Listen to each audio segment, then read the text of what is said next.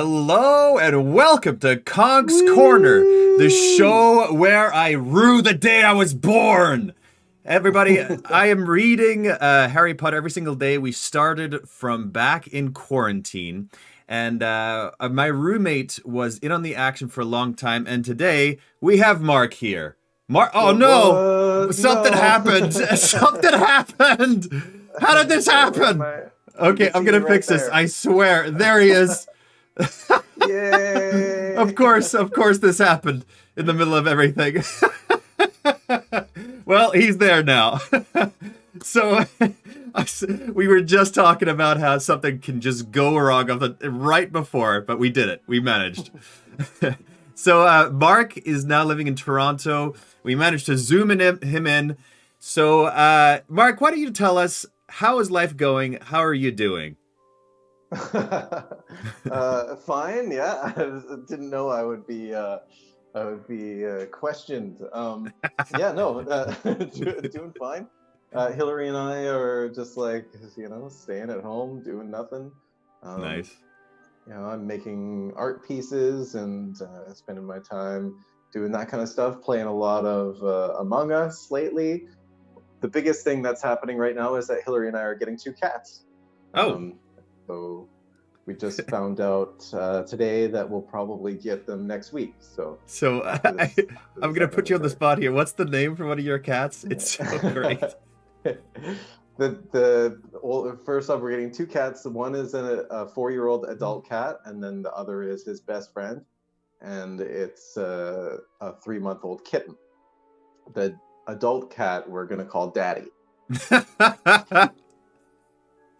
I love it so much. It's so good. Yeah. You've been listening quietly from the chat, also filling in there. What are your you've seen the movies, so you kind of know what direction things are going. I'm guessing. I'm not sure. What are your thoughts on book Yeah. number 7 till now? Book number 7 till now, I am really enjoying. I'm finding it like really fast and intense. Like lots of stuff is happening all at once, and I like that. I like it when the books are like that. Um, there's still lots of things that like I didn't know even already that were going to happen. Like I didn't know that Moody was going to die again. Uh, like that felt like Yeah, extra sucky on top of like Dumbledore just dying. I knew and that Hedwig. Dumbledore was going to die. Yeah, I mean, I've never really been like super emotionally attached to Hedwig, so I wasn't too bothered. I hope that people don't hate me for that, Yeah, lynch him. uh, but no, I'm really looking forward to seeing where the rest of the book goes, and Me too. I'm pretty naive about like anything else that's happening except for like the last chapter, I think. Yeah, yeah. Yeah. Well, I'm really happy to have you on. So I'm just going to be reading, and hey, maybe there'll be a new character or something. I can throw you a voice if you want to do it. Sure. If not, you Yeah. don't. But feel free to Well, I pipe don't in have anytime a you want book to. here though. I'm Oh, gonna be able to read right. it with the Oh, book. yeah. We Yeah. should have thunk ahead. But in any case, Ah, feel well. free to pipe in with your thoughts or jokes or whatever you want to at any time, buddy. Happily, All happily. right. Let's get started, shall we? I am going Mhm. to put on, and just so you know, Mark, I'll tell you when I switch over to your camera. Right now, I'm not on you. Okay. Yeah. Just so I'll you I'll know. notice it anyway. Okay, cool. Here we go. Give us an Aussie accent, says Bryce. All right, let's get going. Chapter 8, The Wedding. Oh, this is going to be a fun one, I think. I think this is going to be real fun. 3 o'clock. Oh, hey, Dex, come here. Come here, buddy.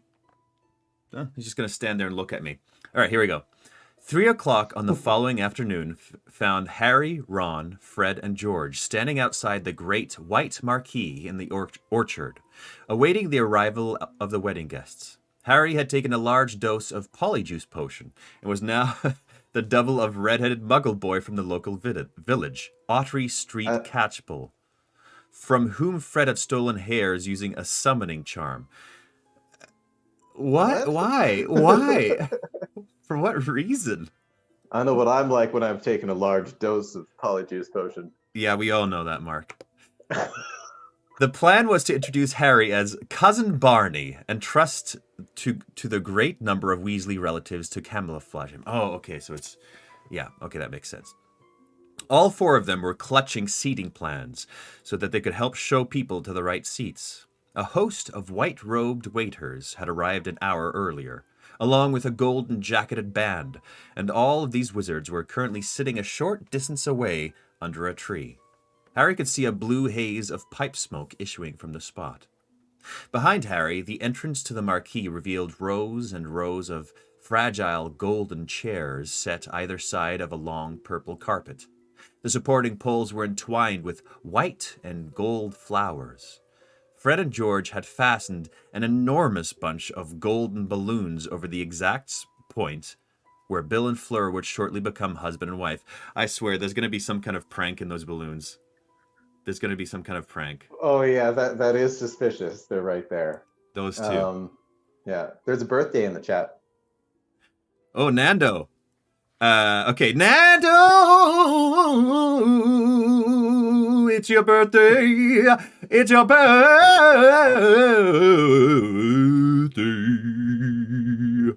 Happy birthday, Nando. Outside, butterflies and bees were off. Bees. Butterflies and bees were hovering lazily over the grass and hedgerow.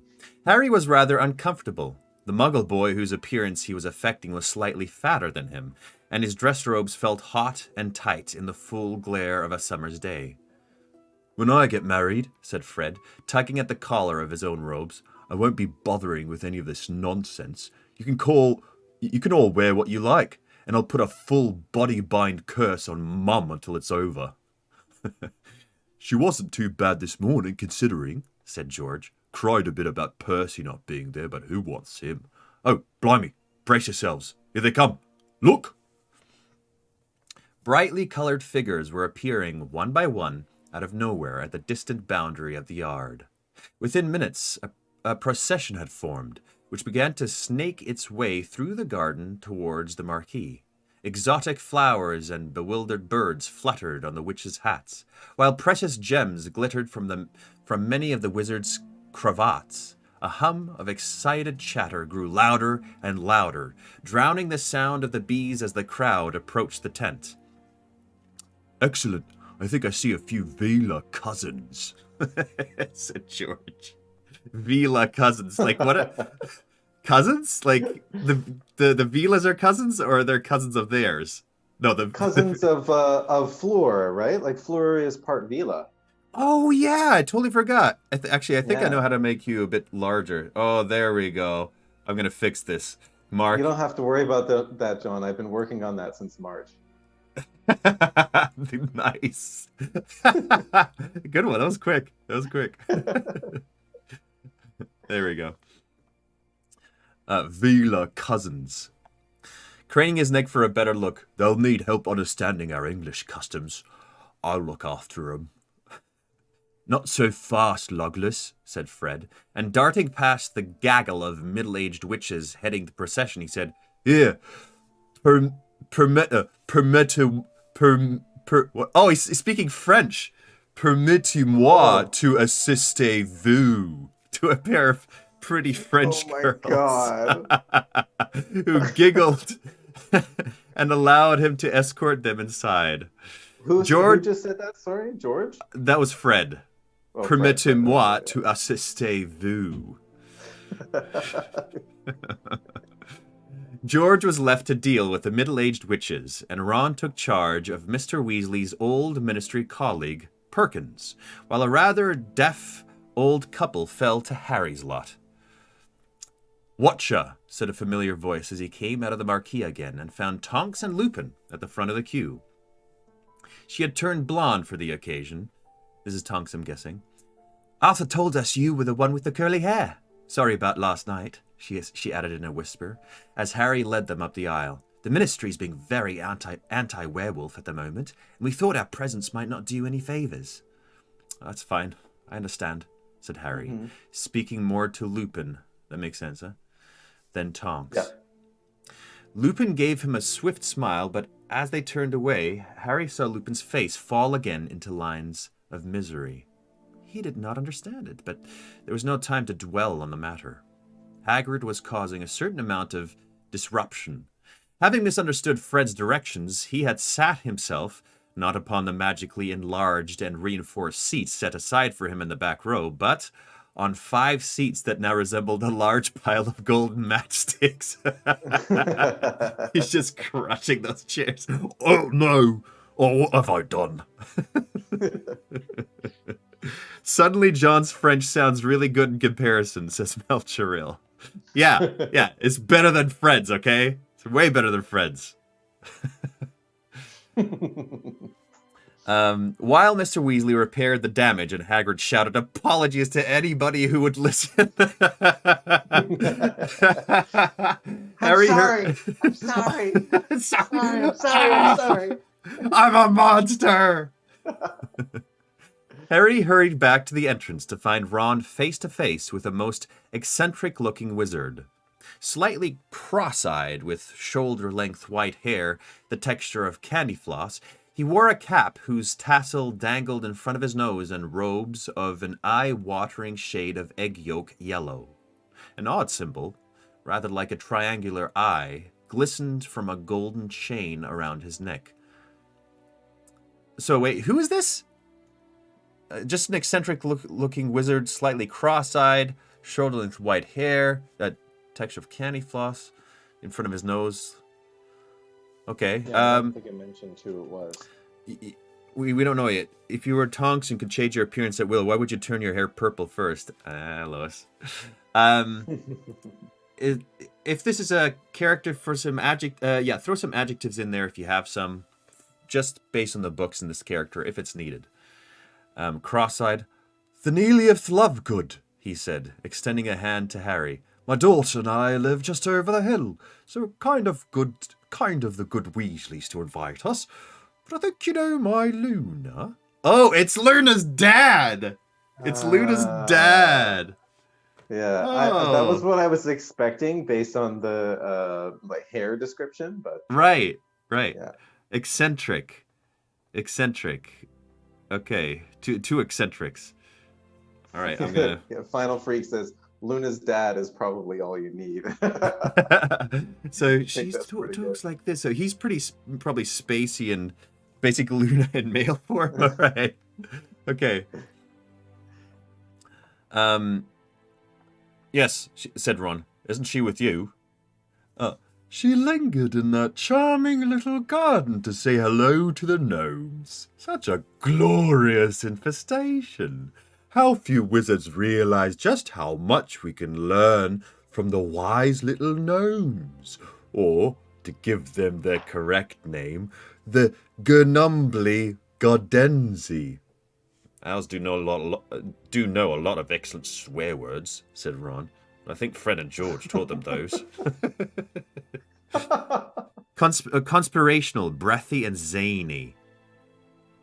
All right, he believes a lot of odd things. Make him sound dreamy, breathy, and zany. Conspirational. Okay, I can play with that. He led a party of warlocks into the marquee. Warlocks?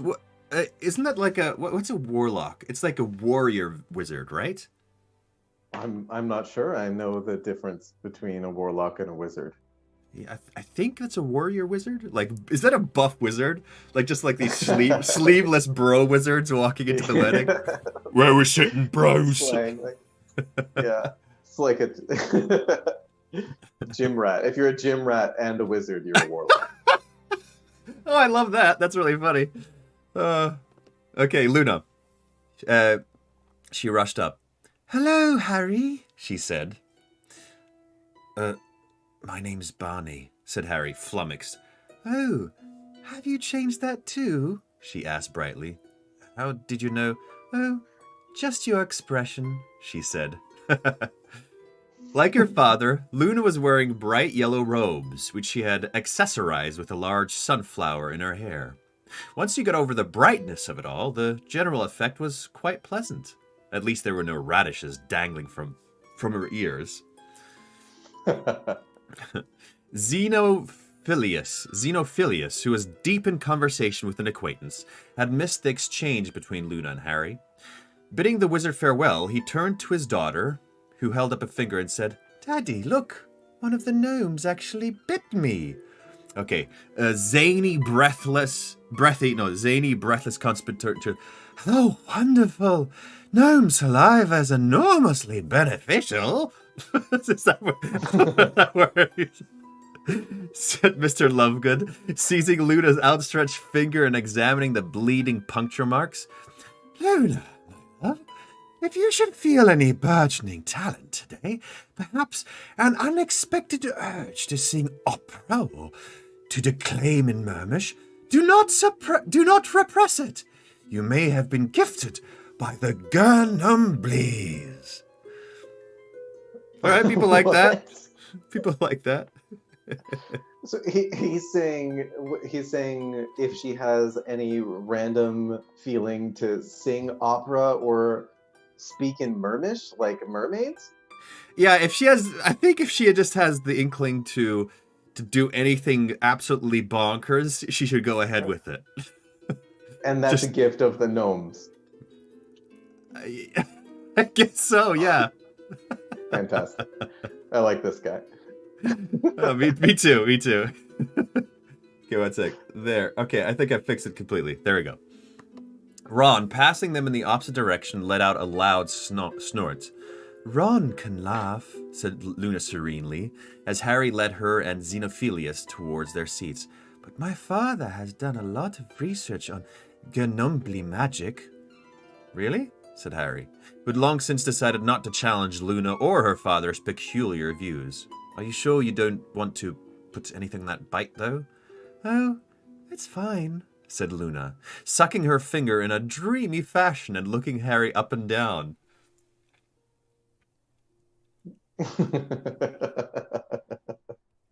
"You look smart. I told Daddy most people would probably wear dress robes, but he believes you ought to wear sun colors to a wedding. For luck, you know." As she drifted off after her father. I love her. She's so awesome. Ron, did we get to know her mom yet? Do you know? Luna's mom? Or is she dead? No, I don't think so. I don't think we've got to get to know her or see her any scenes or anything like that. Yeah. Y'all, Mark being back and bantering makes me feel like all might be right in the world again. Ah, that's nice. That's nice. Thanks, Timon. Yeah. Big old thanks. It is nice having you back, Mark. It is nice. It's nice being back. Luna's mom is dead. Right, that's what I thought. Melchurl. Yeah. Okay. As she drifted off after her father, Ron reappeared with an elderly witch clutching his arm. Her beaky nose, red-rimmed eyes, and feathery pink hat gave her the look of a bad-tempered flamingo. Okay, how does a bad-tempered flamingo sound like? Hooked nose. "And your hair's much too long, Ronald. For a moment I thought you were Geneva. Merlin's beard. What is Xenophilius Lovegood wearing? He looks like an omelette." An omelette? Yeah. "And who are you?" she barked at Harry. "Oh, yeah, Auntie Muriel. This is our cousin Barney." "Another Weasley? You breed like gnomes. Isn't Harry Potter here? I was hoping to meet him. I thought he was a friend of yours, Ronald, or have you merely been boasting?" "No, he wouldn't come." Made an excuse, did he? Not as normless as he looks in press photographs, then? I've just been instructing the bride on how to best wear my tiara," she shouted at Harry. "Goblin maid, you know, and been in my family for centuries." This is full on the kind of person that you meet at a wedding. Yeah. Oh man, I have a wedding story to tell you. Oh boy, a person that I ran into. Actually, I'll just tell it now. At my brother's wedding, this woman who thinks that she matchmaked my brother and his wife, which isn't true, so my brother and my sister-in-law were taking pictures. My dad was outside. My mom was like, "Go get dad for the next pictures." So I go outside. In the hallway of the church, there's a woman. She's like, "So when are you going to get married?" And I was like, I didn't even know who this person was. I was like, and it's this woman who apparently thinks she matchmake them. I was like, I don't know when I found the right one. She was like, "What about those girls over there?" And there were these my sister-in-law is a teacher, and it was like high school girls taking the pictures with them. Oh, and goodness. I kind of looked at her. I was like, "They're in high school," and she was like, "Well, beggars can't be choosers." What? Uh-huh. And I just did this to her. I was just like, I walked away because I was like, I couldn't handle what was going on. That was like at least 3 or 4 different kinds of bad and weird. Yeah, I gotta get out of there. So yeah, this is the kind of person you probably meet. All right. I've just been instructing the bride on how best to wear my tiara, she shouted at Harry. Goblin maid, you know, and been in my family for centuries. She's a good-looking girl, but still French. Well, well, find me a good seat, Ronald. I'm 107, and I ought not to be on my feet too long. Is this woman my favorite character so far? Kinda's my favorite too. She's so obnoxious. Yeah. So despicable. Ron gave Harry a meaningful look as he passed and did not reappear for some time. When next they met at the entrance, Harry had shown a dozen more people to their places. The marquee was nearly full now, and for the first time there was no queue outside. Nightmare, Muriel is, said Ron, mopping his forehead on his sleeve. She used to come for Christmas every year, then, thank God, she took offense because Fred and George set off a dung bomb under a chair at dinner. Dad always says she'll have written them out of her will, like they care. They're going to end up richer than anyone in the family, rate they're going. Wow, he added, blinking rather rapidly as Hermione came hurrying towards them. Ooh. You look great. Always the tone of surprise, said Hermione, though she smiled. She was wearing a... I know, I ran out of breath when I was trying to do something. I was trying to do something. I thought for a second that he was looking at Avila, and I was going to be like, Ron. Yeah, me too. Yeah. But what if he actually does something like stupid like that? I wouldn't put it past him. Maybe. I wouldn't, but yeah. Especially because of his last interaction with the Vilas. Yeah. It's like, oh. Totally. She was wearing a floaty lilac-colored dress with matching high heels. Her hair was sleek and shiny. Your great Aunt Muriel doesn't agree. I just met her upstairs while she was giving Fleur the tiara. She said, "Oh dear, is this the Muggle born?" And then, "Bad posture and skinny ankles." Don't take it personally, she's rude to everyone, said Ron. Talking about Muriel? Inquired George, re-emerging from the marquee with Fred. Yeah, she just told me my ears are lopsided. Old bat. I wish old Uncle Bilious was still with us, though. There's a right laugh at weddings. Wasn't he the one who saw a Grim and died 24 hours later? Asked Hermione. Well, yeah. He went a bit odd towards the end. Do you remember what a Grim is? A Grim? Sorry, I was typing. The Uncle Bilious, Muriel's husband, saw a Grim and died 24 hours later. I don't remember. No. The dog. The omen of death. Yeah. Okay. I do not remember this. I remember. Remember how there was that vision of a black figure, a black dog that Harry was seeing. Oh, right. Yes. I completely remember. Yeah. Was all like, "It's the omen of death. You're going to die." Right. Oh, that's a good callback. That's a great callback. Yeah. I missed Trelawney. Yeah. But before he went loopy, he was the life and soul of the party, said Fred. He used to down an entire bottle of fire whiskey, then run on to the dance floor, hoist up his robes, and start pulling bunches of flowers out of his... Yes, he sounds like a real charmer, said Hermione. Well, Harry roared with laughter. Never married, for some reason, said Ron. You amaze me, said Hermione. They were all laughing so much that none of them noticed the latecomer. A dark-haired young man with a large curved nose and thick black eyebrows. It's Snape in disguise.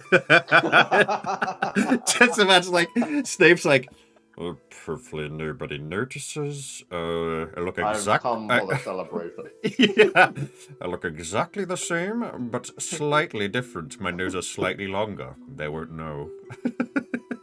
Yeah, mustache. He's got a mustache on. A dark-haired young man with a large curved nose and thick black eyebrows until he held out his invitation to Ron and said, with his eyes on Hermione, "Oh, it's Victor! It's Victor Crumb!" Oh, no. Yep. That's the Russian dude, right? Yeah. Yeah. Oh, He's yeah. the Quidditch player was like had a thing with Hermione in book 5 or whatever it was. Right. And why would he be invited to the wedding? To Bill? Oh, Fleur, because of Fleur. Fleur. Wait, why?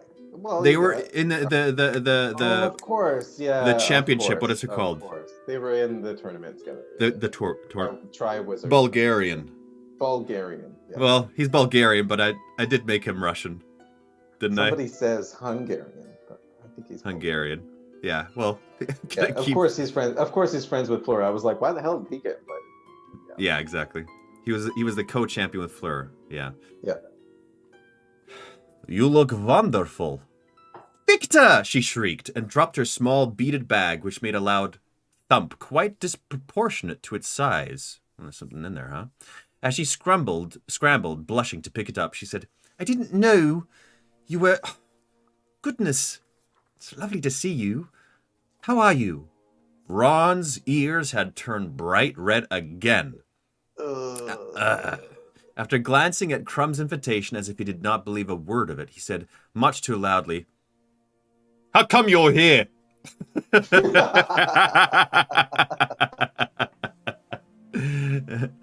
Fleur invited me, said Crumb, eyebrows raised.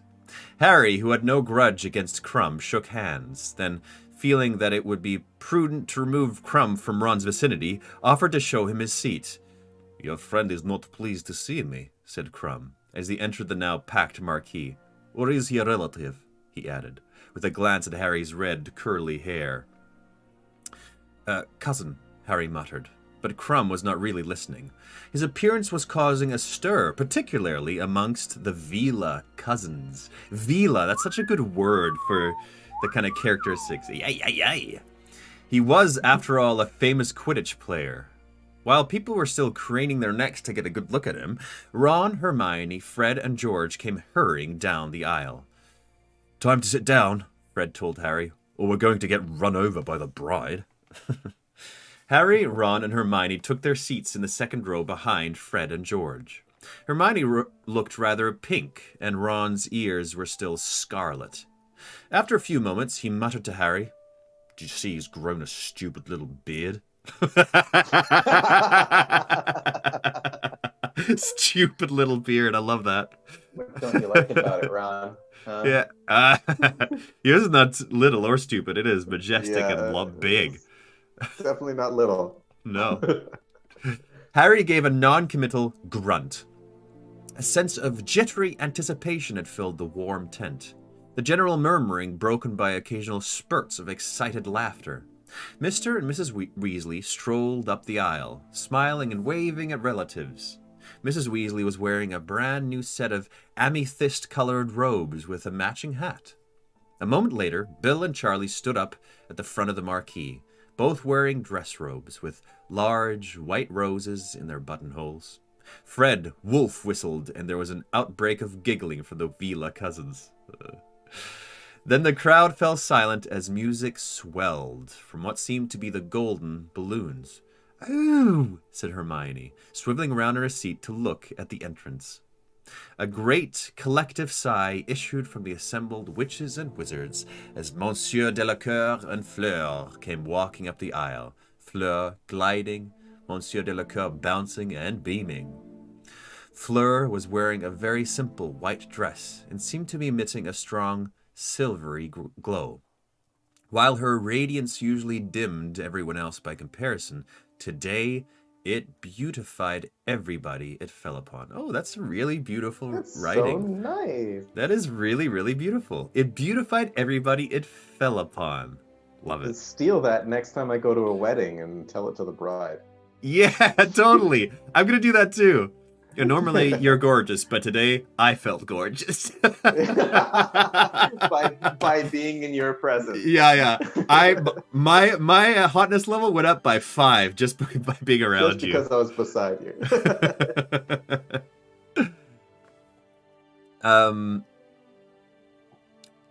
Where is it? Ginny and Gabriel. Gabriel? Who's Gabriel? Do you remember who Gabriel is? Ginny and Gabriel. No, I don't know who Gabriel is. Oh, the daughter of the Fleurs, the younger sister. Oh, yeah. Yes, yeah. Yeah. Both wearing golden dresses looked even prettier than usual. And once Fleur had reached him, Bill did not look as though he had ever met Fenrir Greyback. Who is this? Tufty-haired wizard who had presented Dumbledore. Oh, okay. "Ladies and gentlemen," said a slightly sing-song voice, and with a slight shock, Harry saw the same small, tufty-haired wizard who had presided at Dumbledore's funeral, now standing in front of Bill and Fleur. "We are gathered here today to celebrate the union of two faithful souls." "Yes, my tiara sets off the whole thing nicely," said Auntie Muriel in a rather carrying whisper.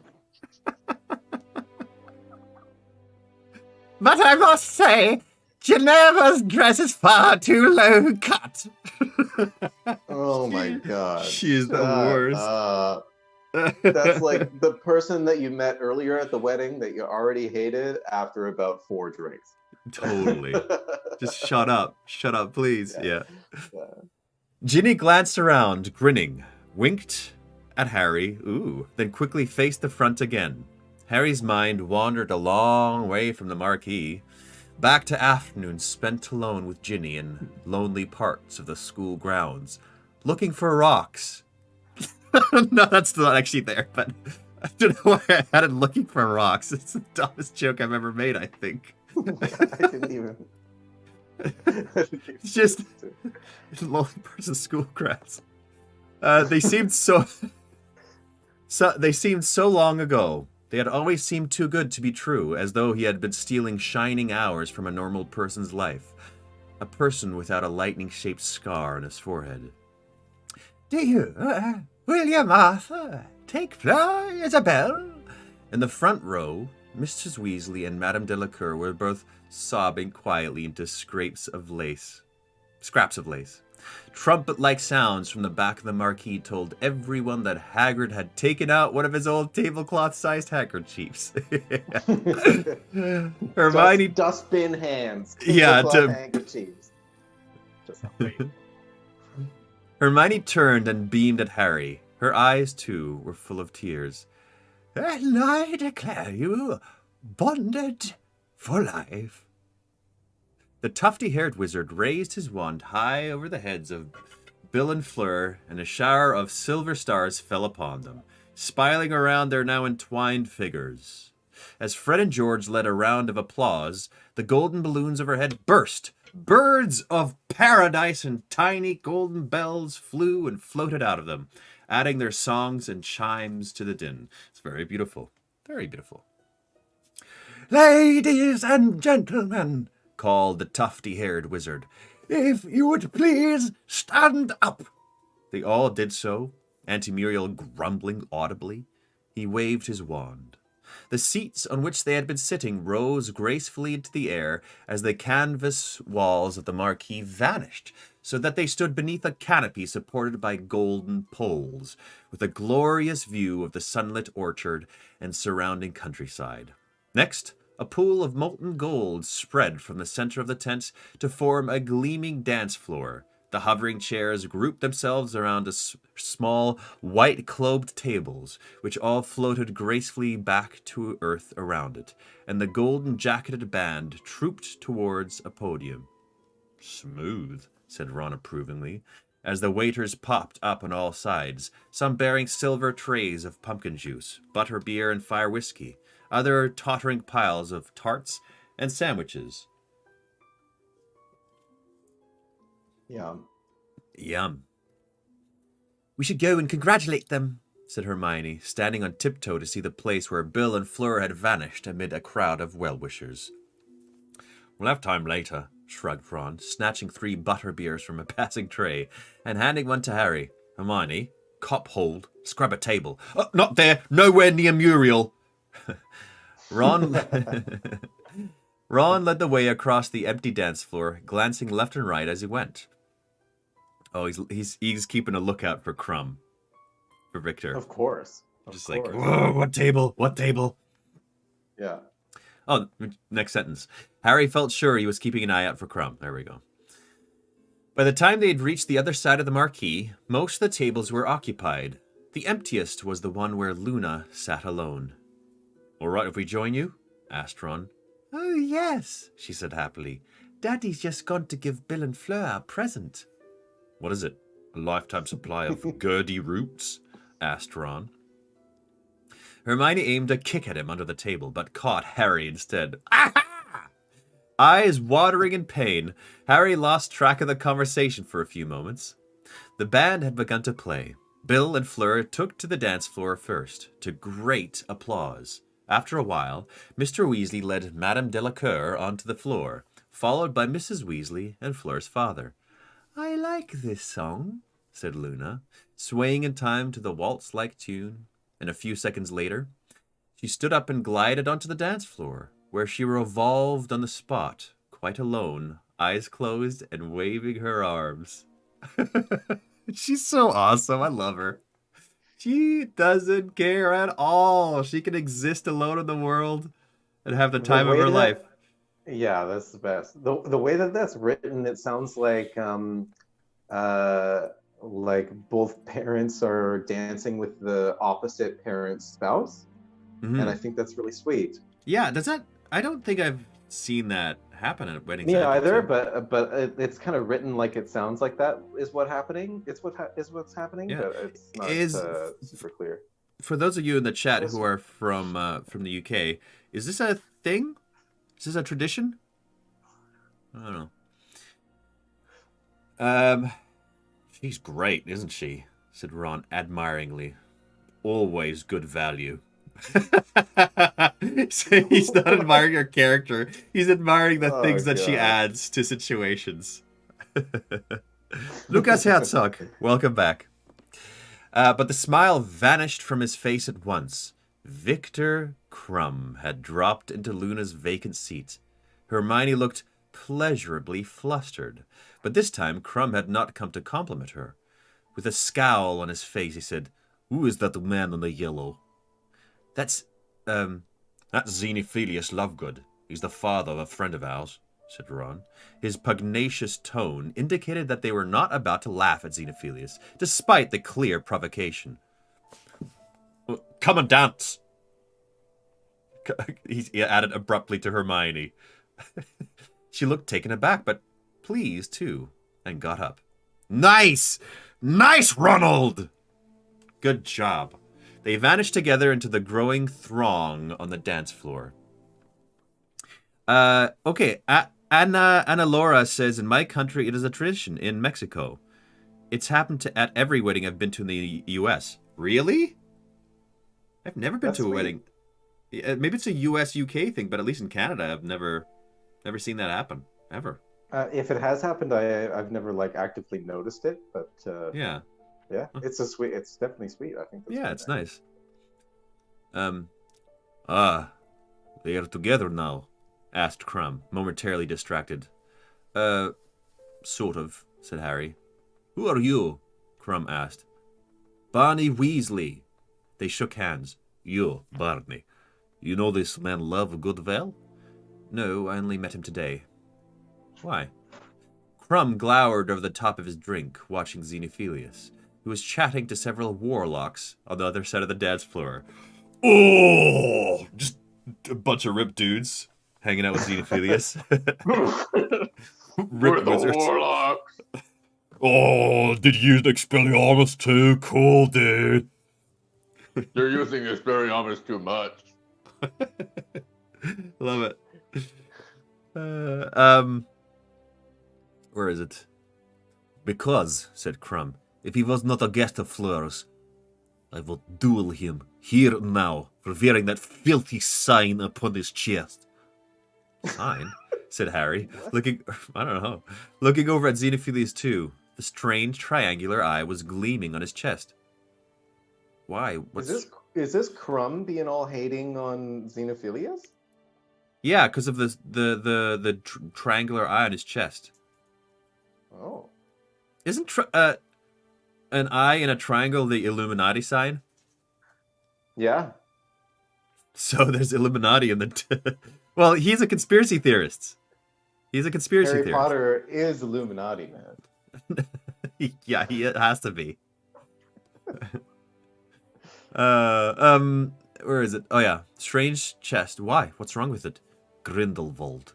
That is Grindelwald's sign. Grindelwald, the dark wizard Dumbledore defeated. Exactly. Crumb's jaw muscles worked as if he were chewing. Then he said, Grindelwald killed many people. My grandfather, for instance. Of course, he was never powerful in this country. They say he feared Dumbledore, and rightly, seeing how he was finished. But this, he pointed a figure at Xenophilius. This is his symbol. I recognize it at once. Grindelwald carved it into a wall at Durmstrang when he was a pupil there. Some idiots copied it into their books and clothes, thinking to shock, make themselves impressive. Until those of us who had lost family members to Grindelwald taught them better. Crumb cracked his knuckles menacingly and glowered at Xenophilius. Harry felt perplexed. It seemed incredibly unlikely that Luna's father was a supporter of the dark arts, and nobody else in the tent seemed to have recognized the triangular, rune-like shape. Are you, quite sure it's Grindelwald's? I am not mistaken, said Crumb coldly. I've walked past that sign for several years. I know it well. Well, there's a chance, said Harry, that Xenophilius doesn't actually know what the symbol means. The Lovegoods are quite unusual. You could easily have picked it somewhere, up somewhere, and think it's a cross-section of the head of a crumble-horned snowcack or something. The cross-section of a what?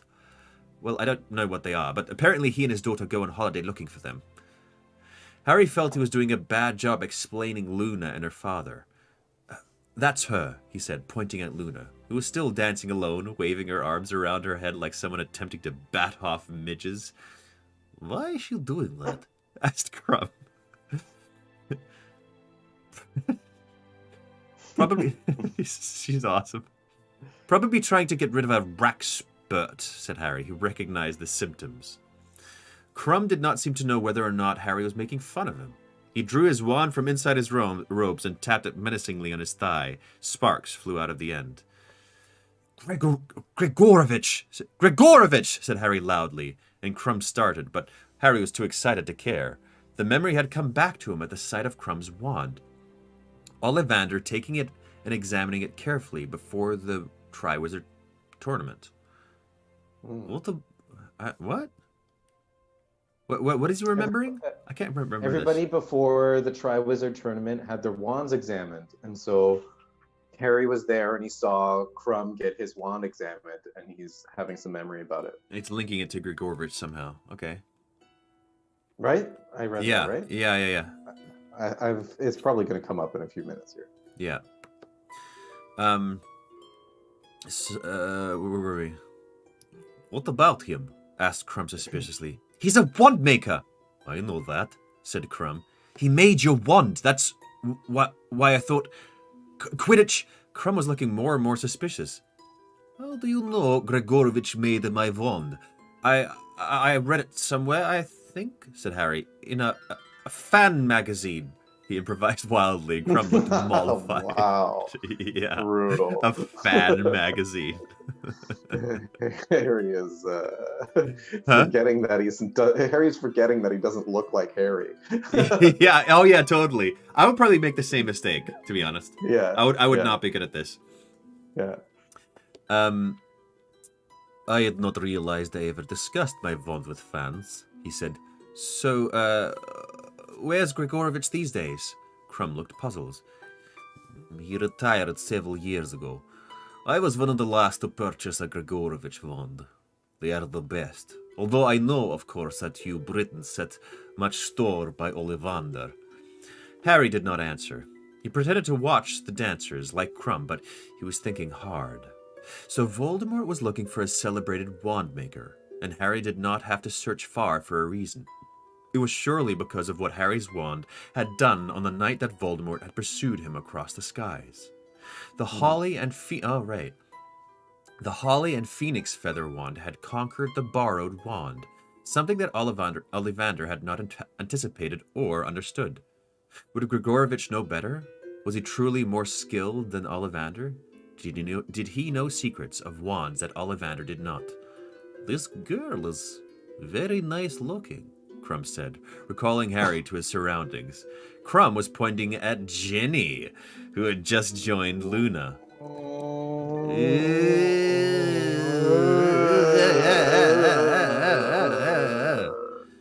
She is also a relative of yours? Yeah, said Harry, suddenly irritated. And she's seeing someone. Jealous type. A big bloke. You wouldn't want to cross him. Pretty good play there. Crumb grunted. Yeah, I mean, I say we wouldn't do the same. Yeah. Huge guy. Just hates. Yeah. Really hates Quidditch. Yeah, really hates Quidditch players. Crumb grunted. What? He said, draining his goblet and getting to his feet again. Is the point of being an international Quidditch player if all the good girls are taken? As he strode off, leading Harry to take a sandwich from a passing waiter, and I want a sandwich right now, and make his way around the edge of the crowded dance floor, he wanted to find Ron to tell him about Gregorovich, but Ron was dancing with Hermione out in the middle of the floor. Harry leaned up against one of the golden pillars and watched Ginny, who was now dancing with Fred and George's friend Lee Jordan, trying not to feel resentful about the promise he had given Ron. He had never been to a wedding before, so he could not judge how wizarding celebrations differed from Muggle ones, though he was pretty sure that the latter would not involve a wedding cake topped with 2 model phoenixes that took flight when the cake was cut, or bottles of champagne that floated unsupported through the crowd. It's pretty cool. As evening drew in and moths began to swoop under the canopy, now lit... let's see here. There we go. Now lit with floating golden lanterns, the revelry became more and more uncontained. Fred and George had long since disappeared. Yeah, the things are gonna get cray. Sounds like my kind of party. Everybody's like, weddings! Fred and George had long disappeared into the darkness with a pair of Fleur's cousins. They're just... I wonder if they're... Fantastic. Yeah. I wonder, the Cursed Child, I know that's a play that happens after this. I don't know if you know anything about it, but it's happening after the 7th book. I don't know how it ends, but I wonder if Fred and George are ever going to settle down. I bet get married or like have kids and that kind of thing. Yeah, I wonder if they're going to do that ever. Or they're just going to be like Gallivanters their whole life. I can easily see them as dads of children. Actually, true. What if they have like quintuplets or something like that? One of them has quintuplets. I can't easily see them as being like the best all around spouse and father at the same time. Yeah. True that. So it would need to be a very particular circumstance where either they paid lots of people to get all the work done, or they had somebody with a saint's heart and full love for them. Yeah, true. We'll see. Maybe they won't even describe him at all in that book. Yeah, Okay. who knows? Yeah. So friend George ran off into darkness with 2 villas. Did she call it the villa on purpose? Because in Australia, no, it's Sheila, not Vila. Maybe it's a play on Sheila. Oh, the Sheilas. Maybe. Maybe it's a play on Sheila. All right. Charlie Haggard and a squat wizard in a purple pork pie hat were singing Odo the Hero in a corner. Wandering through the crowd so as to escape a drunken uncle of Ron's who seemed unsure whether or not Harry was his son, Harry spotted an old wizard sitting alone at a table. His cloud of white hair made him look rather like an aged dandelion clock, and was topped by a moth-eaten fez. He was vaguely familiar. Racking his brains, Harry suddenly realized that this was Elphius Doge, member of the Order of the Phoenix, and the writer of Dumbledore's obituary. Oh, nice! I'm so happy he's back. He's a very lovely fella.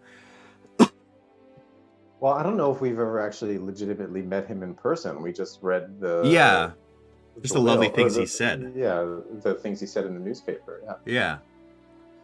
I loved it. I loved the things he wrote. It was just like such a beautiful obituary. That was like a whole chapter long, wasn't it? Mm-hmm. Pretty much. No. I mean, it was fantastic. Pages and pages and pages. Yeah, but fantastic. Yeah, what a great way to like intro into this book after Dumbledore dying. You know? Yeah. Oh, here we have Vila is of Slavic origin. Vila, fairy, elven. Okay. Oh, thanks for letting us know, Rabe. Oh. Hey, buddy, come here. Come. Come here, buddy. There we go. Here's a little Dexy. I get a turtleneck. Oh my god, that picture you posted of him as a puppy? Holy cow. Yeah. Like very, very cute, huh? Like, kill you cute. My god. Yeah, it's too much. Too much. I nearly fainted. All right. Harry approached him. May I sit down? Of course, said Doge. He had a rather high-pitched, wheezy voice. Harry leaned in. Okay, thank you. Mr. Doge, I'm Harry Potter. Doge gasped. Oh, my dear boy. Arthur told me you were here, disguised. I am so glad, so honored. In a flutter of nervous pleasure, Doge? Is it Doge? Doge. Flutter of nervous pleasure, Doge poured Harry a goblet of champagne. I thought of writing to you, he whispered. After Dumbledore. The shock. And for you, I am sure. Doge's tiny eyes filled with sudden tears. I saw the obituary you wrote for the Daily Prophet, said Harry. I didn't realize you knew Professor Dumbledore so well. As well as anyone, said Doge. It's Doge. Okay, great. Dabbing his eyes with a napkin. Certainly I knew him longest, if you don't count Aberforth. And somehow people never do seem to count Aberforth. Speaking of the Daily Prophet, I don't know whether you saw Mr. Doge. Oh, please, call me Elphius, dear boy. Elphius, I don't know whether you saw the interview Rita Skeeter gave about Dumbledore. Doge's face flooded with angry color. Oh, yes, Harry. I saw it. That woman, a vulture, might be a more accurate term, positively pestered me to talk to her. I'm ashamed to say that I became rather rude, called her an interfering trout, which resulted, as you may have seen, in aspersions cast upon my sanity. Well, in that interview, Harry went on, Rita Skeeter hinted that Professor Dumbledore was involved in the dark arts when he was young. Don't believe a word of it, Said Doge at once. not a word, Harry. Let nothing tarnish your memories of Albus Dumbledore. Harry looked into Doge's earnest, pained face and felt not reassured but frustrated. Did Doge really think it was that easy that Harry could simply choose not to believe? Didn't Doge... Yeah. Oh, it's so cute. Didn't Doge understand Harry need to be sure to know everything? Perhaps Doge suspected Harry's feelings, for he looked concerned and hurried on. Harry, Rita Skeeter is a dreadful... But he was interrupted by a shrill cackle. Who's this? Rita Skeeter? Oh, I love her. Always read her. Harry and Doge looked up to see Auntie Muriel standing there, the plumes dancing on her hat, a goblet of champagne in her hand. She's written a book about Dumbledore, you know. Hello, Muriel, said Doge. Yes, we were just discussing... You there! Give me your chair! I'm 107! Another red-headed Weasley cousin jumped off his seat looking alarmed, and Auntie Muriel swung it round with surprising strength and plopped herself down upon it between Doge and Harry. Hello again, Barry, or whatever your name is, she said to Harry. She does not give a damn. I don't know. I like how she's gotten progressively more drunk sounding. Yeah, totally. Yeah. She said to Harry, Now, what were you saying about Rita Skeeter, Elphias? You know, she's written a biography of Dumbledore. I can't wait to read it. I must remember to place an order at Flourish and Blotz. Doge looked stiff and solemn at this, but Auntie Muriel drained her goblet and clicked her bony fingers at a passing waiter for replacement. She took another large gulp of champagne, belched, and then said, There's no need to look like a pair of stuffed frogs. Before he became so respected and respectable and all that tot, there were some mighty funny rumors about Albus. It's ill-informed sniping, said Doge, turning radish-colored again. You would say that, Elphias, cackled Auntie Muriel. I notice how you skated over the sticky patches of that obituary of yours. I'm sorry you think so, said Doge, more coldly still. I assure you, I was writing from the heart. Oh, we all know you worship Dumbledore. I dare say you still think he was a saint, even if he does turn out that he did away with his squib sister. Muriel! exclaimed Doge. A chill. Okay. Some details are being revealed. Yeah, what does that mean? He did away with his squib sister. Now, squib is a magician. Somebody born into a wizard family that but doesn't have do any magic. magical powers. Yeah, they can't do magic. Thank you very much, everybody. A chill that had nothing to do with the iced champagne was stealing through Harry's chest. What do you mean? He asked Muriel. Who said his sister was a squib? I thought she was ill. Thought wrong, then, didn't you, Barry? said Auntie Muriel, looking delighted at the effect she had produced. Anyway, how could you expect to know anything about it?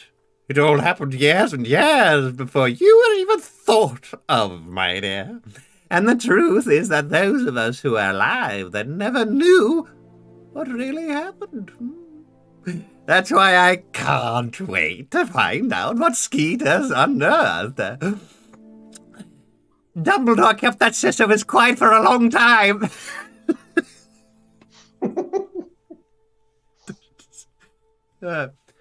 Untrue, wheezed Doge. absolutely untrue. He never told me his sister... Oh, no. He never told me his sister was a squib, said Harry without thinking, still cold inside.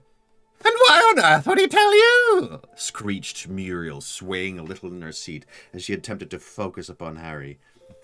The reason Albus never spoke about Ariana, Began Elphias in a voice stiff with emotion.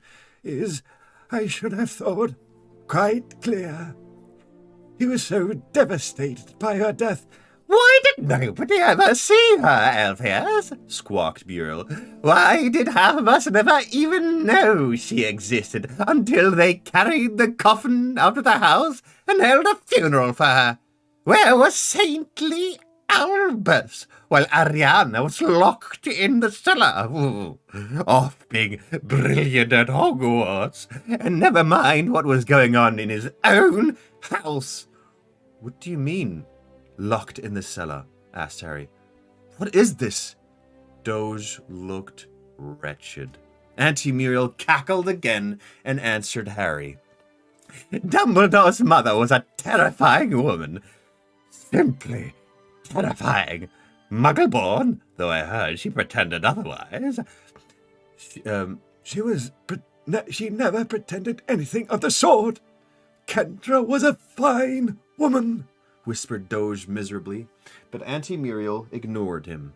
Proud and very domineering, the sort of witch who would have been mortified to produce a squib. Ariana was not a squib, wheezed Dodge. So you say, Elphias, but explain then why she never attended Hogwarts, huh? Said Auntie Muriel. She turned back to Harry. And nowadays, squibs were often hashed up, though to take it to the extreme of actually imprisoning a little girl in the house and pretending she didn't exist. I tell you, that's not what happened, said Doge. But Auntie Muriel steamrolled on, still addressing Harry. Squibs were usually shipped off to Muggle schools and encouraged to integrate into the Muggle community. Much kinder than trying to find them a place in the wizarding world, where they must always be second class. But naturally, Kendra Dumbledore wouldn't have dreamed of letting her daughter go to a Muggle school. Ariana was delicate, said Doge desperately. Her health was always too poor to permit her to leave the house. Cackled Muriel, and yet she was never taken to St. Mungo's, and no healer was ever summoned to see her. Really, Muriel, how can you possibly know whether... For your information, Elphias, my cousin Lancelot was a healer at St. Mungo's at the time, and he told my family in strictest confidence that Ariana had never been seen there. Almost suspicious, Lancelot thought. Wow. So, apparently, the rumor is she was a squib. Dumbledore helped hide her away and put her into St. Mungo's. Yeah. I don't know, you know. Me neither. I mean, I don't trust this. Like, Alpheus is Alpheus? He's definitely, like, denying all of it. Not that I take his word for gold, but I just know that there's tons of people that want to tarnish Dumbledore's name right now. Yeah. You know, I think he's maybe dead. They want to make him sound like a pile of garbage. Yeah. I think that maybe there's maybe a little bit of truth to it, but not like to the extent that she's ascribing it. That because he's trying to hush it up. Yeah. He's not saying it like right. He's just like no. Yeah. Maybe she was a squib. Maybe this is totally true. I don't know what to believe. I haven't decided at this point. But I mean, it's definitely like convenient that all this negative stuff about Dumbledore is coming out now that he's dead. Yeah, right? totally. Yeah. Somebody's saying Meltrell, she never went to St. Mungo's. The rumors that she was locked in the cellar of their house. Yes. Sorry. Thank you. Mm-hmm. Doge looked to be on the verge of tears. Auntie Muriel, who seemed to be enjoying herself hugely, snapped her fingers for more champagne. Numbly, Harry thought of how the Dursleys had once shut him up, locked him away, kept him out of sight. all for the crime of being a wizard. Had Dumbledore's sister suffered the same fate in reverse, imprisoned for her lack of magic? And had Dumbledore truly left her to her fate while he went off to Hogwarts to prove himself brilliant and talented? Just looking ahead, we got a bunch of pages, but we'll finish the chapter. Oh wow, I didn't even realize it was an hour Yeah. already. No. Wow. Yeah. No, if Kendra hadn't died first, Muriel resumed. I'd have said that it was she who finished off Ariana. How can you, Muriel? Groaned Doge. A mother killed her own daughter. Think what you are saying. If the mother in question was capable of imprisoning her daughter for years on end, why not? Shrugged Auntie Muriel. But as I say, it doesn't fit. Because Kendra died before Ariana, and what? Nobody ever seemed sure. Oh, no doubt Ariana murdered her. Said Doge with a brave attempt at scorn. Why not? Yes, Ariana might have made a desperate bid for freedom and killed Kendra in the struggle, said Auntie Muriel thoughtfully. Shake your head all you like, Alpheus. You were at Ariana's funeral, were you not? Yes, I was. Said Doge through trembling lips. And a more desperately sad occasion I cannot remember. Albus was heartbroken. His heart wasn't the only thing. Didn't Aberforth break Albus's nose halfway through the service? Oh, damn. Wow. If Doge had looked horrified Whoa. before this, crazy, huh? Aberforth broke whose nose? Albus's. Dumbledore's. Wow. Family fights.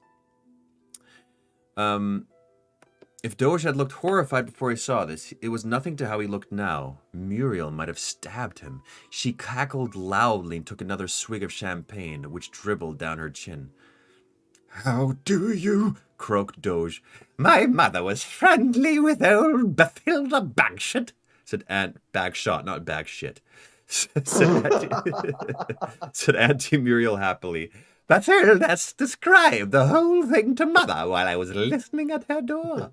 A copper-side brawl. The way Bathilda told it, Aberforth shouted that it was all Albus's fault that Ariana was dead, and then punched him in the face. According to Bathilda, Albus did not even defend himself, and that's odd enough in itself. Albus could have destroyed Aberforth in a duel with both hands tied behind his back. Muriel swigged yet more champagne. The recitation of these old scandals seemed to elate her as much as they horrified Doge. Harry did not know what to think, what to believe. He wanted the truth, yet all Doge did was sit there and bleat feebly that Ariana had been ill. Harry could hardly believe that Dumbledore would not have intervened if such cruelty was happening inside his own house. And yet there was undoubtedly something odd about the story. And I'll tell you something else, Muriel said, hiccuping slightly as she lowered her goblet. I think Bathilda has spilled the beans to Rita Skeeter. All those hints in Skeeter's interview about an important source close to Dumbledore's. Goodness knows he was there all through the Ariana business, and it would fit. Bathilda would never talk to Rita Skeeter, whispered Doge. Bathilda Bagshot, Harry said, the author of A History of Magic. The name was printed on the front of one of Harry's textbooks, though admittedly not one of the ones he had read most attentively. Oh, so that was the source, apparently. Sorry, which textbook in particular did it say? A History of Magic. Oh, okay. So she was close to Dumbledore, and she was the one who spilled the beans. Yes, Said Doge, clutching at Harry's question like a drowning man at a lifebelt. a most gifted magical historian and an old friend of Albus's. Quite gaga these days, I've heard, said Auntie Muriel cheerfully. If that is so, it is even more dishonorable for Skeeter to have taken advantage of her. Said Doge. And no reliance can be placed on anything Bathilda may have said. Oh, there are more ways of bringing back memories, and I'm sure Rita Skeeter knows them all, said Auntie Muriel. But even if Bathilda's completely cuckoo, I'm sure she'd still have old photographs, maybe even letters. She knew the Dumbledores for years. Well, trip to Godric's Hollow, I'd have thought. Harry, who would have taken a sip of butterbeer, choked. Doge banged him on the back as Harry coughed. Okay, Godric's Hollow. There's letters and photographs there. Looking at Auntie Muriel through streaming eyes, once he had control of his voice again, he asked, Bathilda Bagshot lives in Godric's Hollow. Oh, yes. She's been there forever. The Dumbledores moved there after Percival was imprisoned, and she was their neighbor. The Dumbledores live in Godric's Hollow? Yes, Barry. That's what I just said, said Auntie Muriel testily. Oh, what? Crazy. Harry felt drained, empty. Never once in 6 years had Dumbledore told Harry that they had both lived and lost loved ones in Godric's Hollow. Why? Were Lily and James Yeah? There's this aspect to Harry's existence that I don't feel ever gets like fully addressed, at least up to this point, which is that like he probably often thinks about what his life would have been like had his parents not died. And like, you know, he would like live in the neighborhood of Dumbledore and already like know all of his magical life before going to Hogwarts. And, like that's got to be so heavy.